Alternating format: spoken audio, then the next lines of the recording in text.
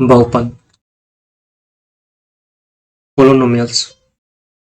Polynomials हम polynomials में बहुपद में पढ़ेंगे। पहला है हेडिंग है चर, हमारा रहेगा चर हेडिंग। तो चर किसे कहते हैं, तो आइए समझते हैं। तो वह राशि जो भिन्न भिन्न मानों को क्या करती है, धारण कर सकती है, उसको क्या कहते हैं, हम चर कहते हैं। चर को अंग्रेजी वर्णमाला के छोटे अक्षर, जो छोटे अक्षर होते हैं, ए हो गया, बी हो गया, सी हो गया, उसी तरह एक्स वाई जेड है, यहाँ पर एक्स वाई जेड हो गया, तो क्या कहते हैं, सूचित करते हैं। हम ए से भी इसको दर्शा सकते हैं, बी से भी दर्शा सकते हैं और सी से भी दर्शा सकते हैं। हम उस अंग्रेजी वर्णमाला के छोटे अक्षर से कोई भी छोटा अक्षर, उसे हम क्या कर सकते हैं, चर पद को क्या कर सकते हैं, दर्शा सकते हैं। अब आएगा हमारा अगला हेडिंग, क्या है, अचर है। तो अचर किसे कहते हैं, तो कांस्टेंट, तो वह राशि जो निश्चित हो, अर्थात जिसमें परिवर्तन न होता, वो कहलाती है, हमारी अचर कहलाती है।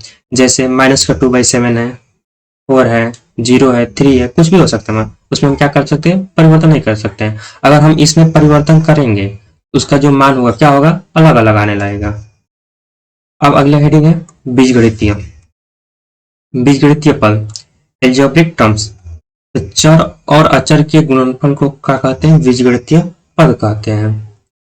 पद जैसे है 4x, इन दोनों का क्या कहते हैं, गुणा करने पर क्या हमको मिला, 4x मिला, जिसको हम क्या कहते हैं, बीजगणितीय पद कहते हैं। और जैसे यहाँ पे हो गया हमारा 3 गुणे x स्क्वायर, इसको भी हम क्या बोलेंगे, बीजगणितीय पद, क्योंकि 3 और x का जब हमने गुणा किया है तो हमको क्या मिला है, 3x स्क्वायर मिला है। जैसे हम एक और एग्जांपल ले लेते हैं, हम जैसे 4 ले लें गुणे 5 ले लें, x ले लें, 4 गुणे 5x ले लिया, तो जब हम इन दोनों का जब गुणा करेंगे तो कितना हमको मिलेगा, 25x मिलेगा। ये क्या कहलाएगा, हमारा बीजगणितीय पद कहलाएगा, 4 गुणे 5x। अगली हेडिंग है गुणांक, कोफिशिएंट, तो किसी पद में गुणा करने वाली राशि को पद का क्या कहते हैं, गुणांक कहते हैं, चाहे वह अचर राशि हो चाहे चर राशि हो। तो जैसे हमने 4x स्क्वायर में एक्स स्क्वायर का जब गुणांक पूछा जाएगा तो क्या होगा, हमारा 4 होगा, और 3x स्क्वायर वाई में एक्स स्क्वायर गुणांक पूछा जाएगा तो 3y होगा। जैसे एक और इसमें एग्जांपल ले लेते हैं, अगर हमको एक पद दिया गया, जैसे पद दिया गया हमको 4x वाई स्क्वायर, अब इसमें पूछ दिया गया है कि आप वाई स्क्वायर का गुणांक बताइए क्या होगा, तो हम वाई स्क्वायर का गुणांक क्या बताएंगे, वाई को तो छोड़ देंगे, हमने वाई को छोड़ दिया, वाई स्क्वायर का गुणांक बताना तो हमने वाई को क्या कर दिया, छोड़ दिया, तो हमको बचा क्या, यहाँ पर 4x बचा, तो ये गुणांक क्या हो जाएगा, 4x हो जाएगा। उसी तरह अगर 5x स्क्वायर वाई में अगर आपको x स्क्वायर का गुणांक पूछेगा तो आपको क्या करना है, x स्क्वायर को क्या करना है, छोड़ देना, और जो बचेगा हमको उसको लिख देना है 5x स्क्वायर, ये क्या हो गया, हमारा गुणांक हो गया। तो एक वाई स्क्वायर का गुणांक क्या हुआ, 4x हो गया, और एक्स स्क्वायर गुणांक क्या हुआ, 5x स्क्वायर। ठीक उसी तरह यहाँ पर भी है कि अगर 4x स्क्वायर में एक्स स्क्वायर का गुणांक क्या होगा, तो 4 होगा, हमने एक्स स्क्वायर क्या क्या छोड़ दिया, बचा क्या 4, तो हमने क्या लिखा 4। उसी तरह 3x स्क्वायर वाई में अगर एक्स स्क्वायर का गुणांक पूछा है तो हमने एक्स स्क्वायर क्या किया, छोड़ दिया, बचा क्या हमारे पास 3 बचा और y बचा, तो हमने क्या लिखा 3 और y। पद का घात, डिग्री ऑफ टर्म्स, तो पद के सभी चर के घातांकों का जो योगफल होता है वो क्या कहलाता है, हमारा पद का घात कहलाता है। तो इसका एग्जांपल हम देख लेते हैं। जैसे हमको एक पद दे दिया गया 4x स्क्वायर वाई, अब पूछा गया इसमें बताइए कि घातांकों का योगफल क्या है। हम देख रहे हैं कि यहाँ पर तो x पर तो 2 स्क्वायर है, हमने लिखा 2, और देख रहे हैं कि y पर क्या है, कुछ भी नहीं है, लेकिन यहाँ पर y पर एक घात रहता है जिसको हम लिखते नहीं है, तो 2 + 1 कितना घात हो गया, 3 घात। ये हो गया इस पद का 4x स्क्वायर वाई का पद के जो घातों का योगफल है वो कितना है, 3 है। उसी तरह हम ले लेते हैं इसमें का एक एग्जांपल ले लेते हैं, कोई ये एग्जांपल हम ले रहे हैं कि 4, ये तो ले लिए हमने, इसमें कोई दूसरा एग्जांपल ले रहे हैं, जैसे माइनस का 7x स्क्वायर वाई है, तो हमने माइनस का 7x स्क्वायर ले लिया, तो माइनस का 7x स्क्वायर वाई ले लिया। अब इसमें पूछा गया कि इस पद में बताइए कि घातांकों का योगफल कितना है। हम देख रहे हैं यहाँ पर कितना है, 2 घात है, और यहाँ पर ऊपर कितना घात है, यहाँ पर 1 घात है जो लिखा नहीं जाता है, तो 2 + 1 कितना घात हो गया, 3 घात। तो इस पद में घातांकों का योगफल कितना हो गया, हमारा 3 हो गया। अब आइए अगला है सजातीय पद। तो समान चर वाले पदों को क्या कहते हैं, सजातीय पद कहते हैं। जैसे हमने यहाँ पर एक एग्जांपल लिया है, जैसे 4x² है, 2/7x² है, माइनस का 7x²। इसका जो हमारा जो चर पद है, चर पद देख रहे हैं ना, x² y और x² क्या है, सेम है। इनका जो चर पद होना चाहिए एकदम सेम होना चाहिए, देखने में कैसा लगे, एक ही जैसा लगे, 7x²। और यहाँ पर भी देख लेते हैं, इसका चर पद देख लेते हैं, x का स्क्वायर, y का क्यू, z का स्क्वायर।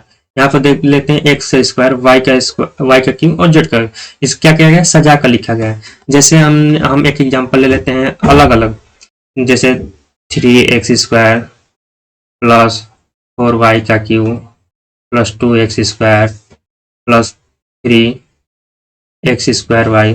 देख रहे हैं कि यहाँ पर तो 3x² यहाँ पर है, और लेकिन यहाँ पर 2x² हो गया। तो इसको हम सजा पूरे पद को क्या करेंगे, सजाएंगे।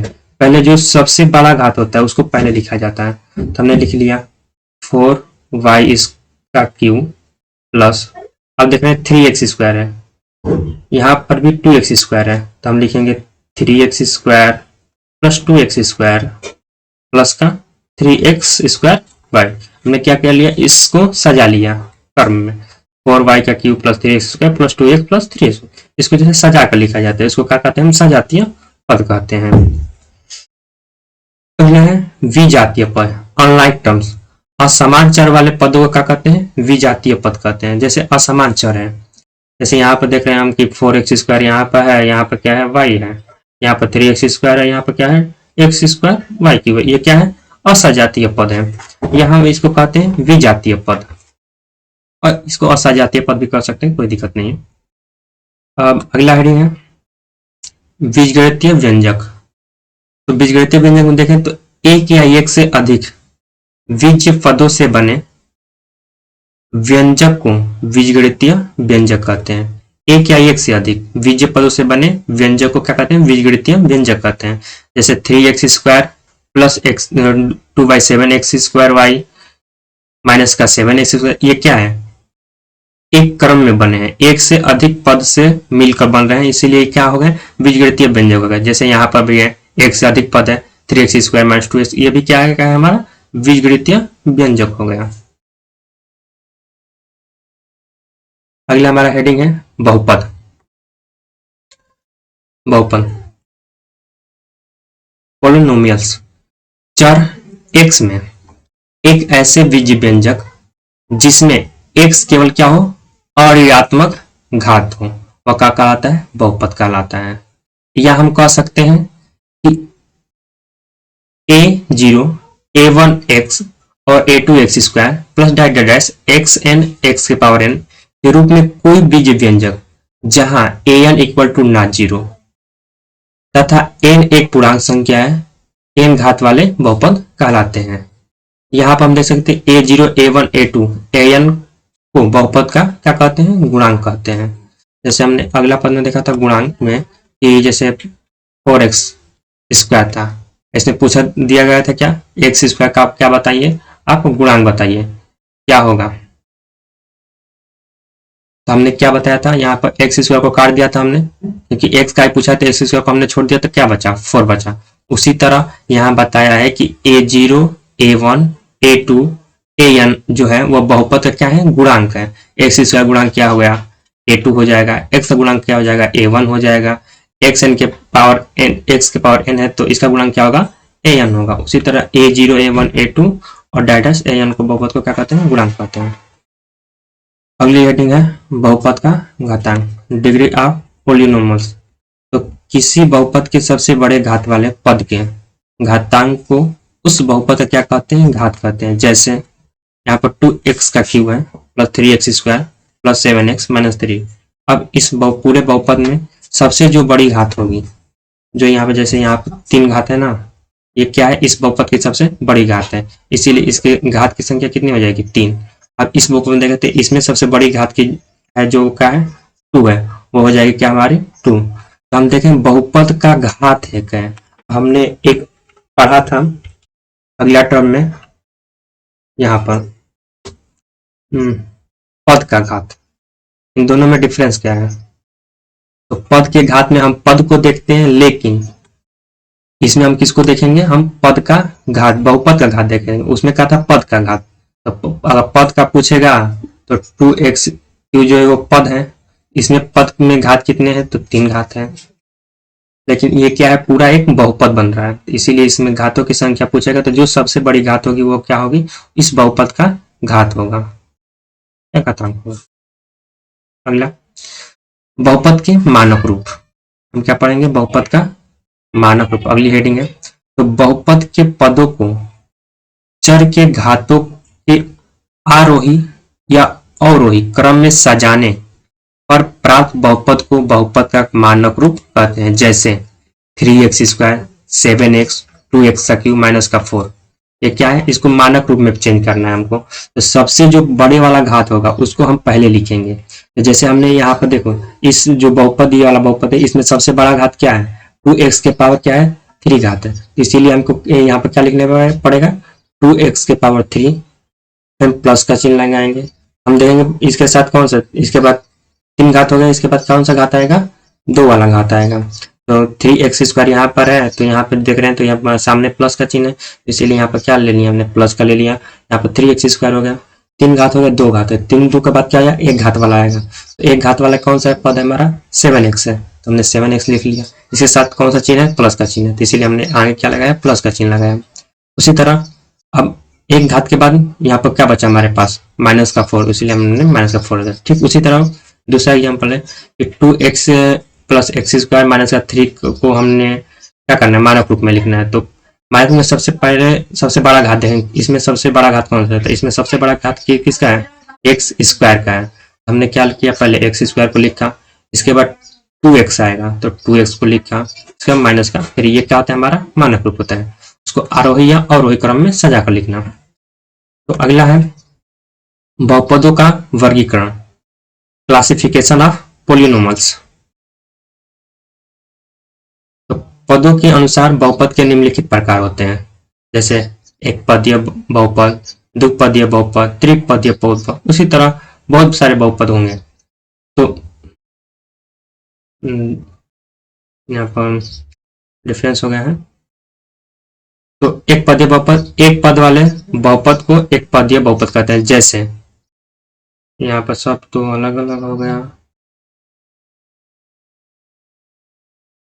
एक पदीय वाले बहुपद को एक पदीय बहुपद कहते हैं, जैसे 2x का क्यूब, 3x², 7x, 4, ये क्या का है? सब एक पद वाले हैं। यहाँ से सब क्या है? एक पद वाले हैं।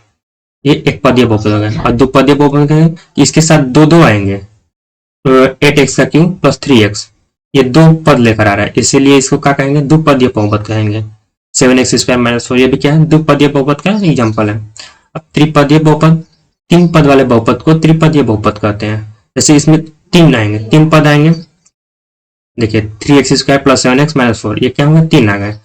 x² प्लस 2x प्लस 3, इसमें क्या आ गए? 3 आ गए। उसी तरह 4 भी आ सकते हैं, जैसे 3x का cube plus 2x² plus 7x minus का 4, ये क्या आएंगे? 3 पद से, त्रिपद से ज्यादा जा रहे हैं, तो इसमें क्या है? 4 पद वाला है, तो ये 4 पदीय बहुपद कहलाएंगे। इसी तरह इसका क्या है? पदों के अनुसार बहुपद के निम्नलिखित प्रकार होते हैं, बहुत सारे प्रकार होंगे। अगले देख लेते हैं। अगली हेडिंग है शून्य बहुपद, त्रिपदीय बहुपद, शून्य बहुपद।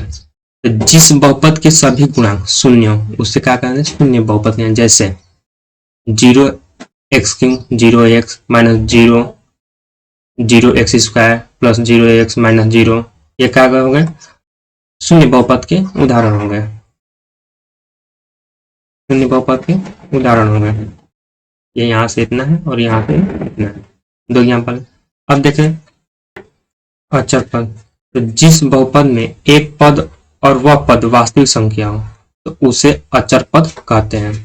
तो जिस बहुपद में एक पद हो केवल और वह भी क्या हो? वह एक वास्तविक संख्या हो तो उसे क्या कहेंगे? हम अचर पद कहेंगे। जैसे px का 2, px √3, क्या ये सब है? एक अचर बहुपद है। नोट करके लिख लीजिएगा, कि शून्य बहुपद का घात जो होता है अपरिभाषित होता है, हम उसको घात को परिभाषित नहीं कर सकते, ये क्या होता है, अपरिभाषित होता है। अगली हेडिंग है बहुपद के प्रकार। बहुपद के प्रकार, तो पहला होता है रैखिक बहुपद, दूसरा होता है द्विघातीय बहुपद और तीसरा होता है त्रिघातीय बहुपद। तो रैखिक बहुपद में हम देख लेते हैं कि एक घात वाले बहुपद को क्या कहते हैं, रैखिक बहुपद कहते हैं। जैसे 7x-4, 5x+9। रैखिक बहुपद का जो व्यापक रूप होता है वो होता है ये ax+b, जहां पर a b जो होगा वो हमारे क्या होगा, एक वास्तविक संख्या होगी, और a equal to not zero होना चाहिए हमारा। a जो होना चाहिए, जो अचर पद होगा हमारा, वो जीरो नहीं होना चाहिए। अब द्विघातीय बहुपद में देख लेते हैं, तो दो घात वाले बहुपद को क्या कहते हैं, हम द्विघातीय बहुपद कहते हैं। जैसे 8x², देखें इसमें दो घात है, 3x, 2x², 3x। यहाँ पर देख लेते हैं 7x², 4x है, 4x9 है। ये क्या होगा, दो घात वाला। जिस बहुपद पर अगर दो घात होगा वो क्या कहलाएगा, द्विघातीय बहुपद का है। इसको भी देख लेते हैं, तो द्विघातीय बहुपद का जो व्यंजक होता है वो होता है ये x² + bx + c। इसका व्यापक रूप या व्यंजन हम कर सकते हैं, व्यंजक, सॉरी व्यंजन व्यंजक। और ए बी जो सी होगा वो क्या होगा, है हमारा वास्तविक संख्या होगा, तथा ए इक्वल टू नॉट जीरो होना चाहिए, ए कभी भी जीरो नहीं होना चाहिए। दो घातीय बहुपद में देख लेते हैं, तो तीन घात वाले जो बहुपद होंगे वो क्या कहलाएंगे, हमारे तीन घातीय बहुपद कहते हैं, त्रिघातीय बहुपद कहते हैं। जैसे x³ + x-7, 2x³ + 3x² - x9। यहाँ पर हम देख लेते हैं, यहाँ पर दो एग्जाम्पल हमारा दिया गया है।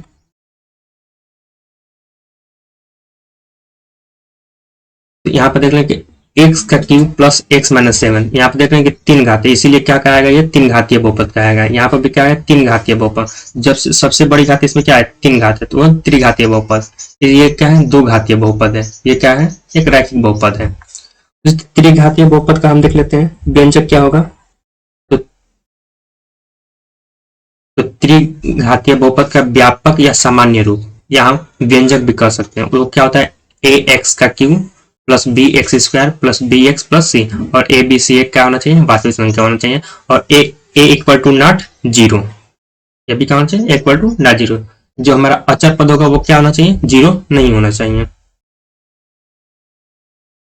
बहुपद का मान, बहुपद का हम मान कैसे निकालते हैं, तो देखें, जब बहुपद में चरों को विशेष मान रखा जाता है तो बहुपद का मान मिलता है। जैसे हमने एक बहुपद ले लिया px = x² + 2x + 3, जहां पर x बराबर हमने क्या ले लिया, 2 ले लिया, अतः x = 2 पर इस बहुपद का मान क्या होगा, तो हमने रख लिया 2x² ले लिया। तो x के जहां जहां पर, जैसे हमने ले लिया, एक बहुपद हमने बनाया